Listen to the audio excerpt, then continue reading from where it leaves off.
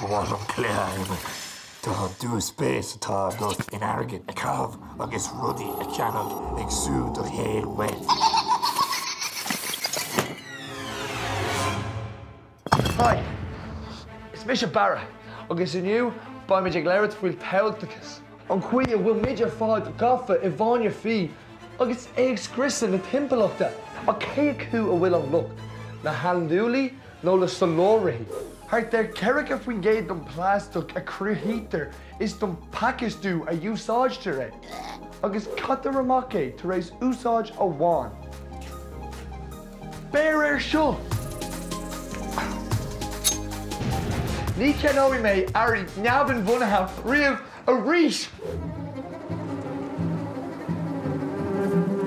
Tá lá bhiliún beach taobh héadú. Sin an daonra céine de cúntaí córcaí. Seo chórcaigh, seo bailíoch lia. Ach, I gcombrád de cúntaí córcaí, tá na beacha ag obair le céile. Má haon tú ró gearr dá chuid meala, feici tú. The rebels!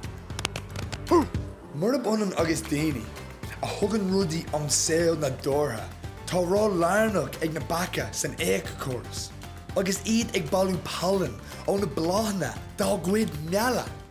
Gan na féadaí beaga seo, ní bheith midin an daonra an domhan a bheithú. Bheithín céad bar nó go faoin géad don cinenne déana, agus déanaan na bacha pallanú ar seachtó faoin géad dómh siúd. Bhrálum dá bhéad fa mís in ann lurg dearfa go ága ar an saoil, ar nós na meach. Ach farir is glán a bhalair atá a dhéanamh a gcuin. Na léanta seo fáimid fógraí gan stad. A chur brú aireann airgid a cathmh nach bhfuil a gcuin ar rudaí nach bhfuil wein. Hi Ronan, chud is a féidir na bheith mar tótarín chun síosacha. Tá sé anhabhairt go nachcinn tú le brandaí ar nós gur duine iad nach mala. Bud ag tíomh an gach duine.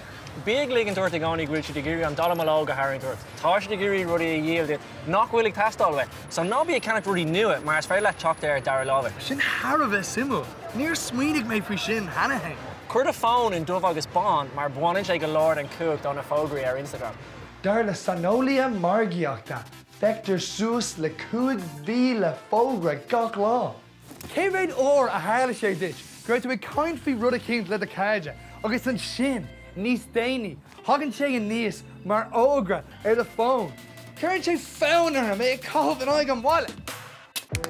Hagann fógraí nua amach gach séisiúr, bam, bam, bam, a chur brúarn, rudaí nua a ceannach.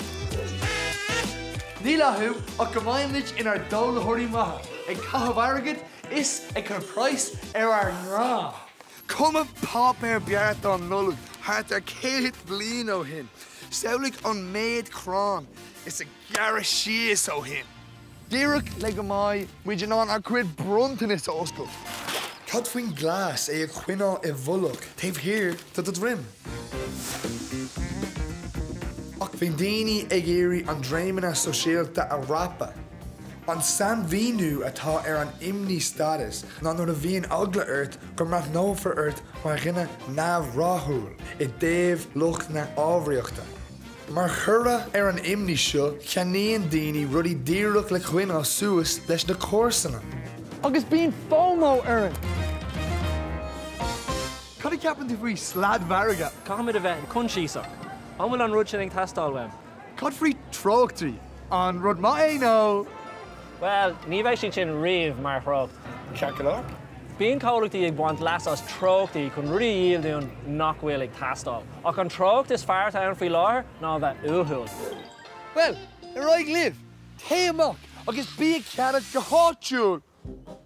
Ná déon dermid, bí an réabhlóid.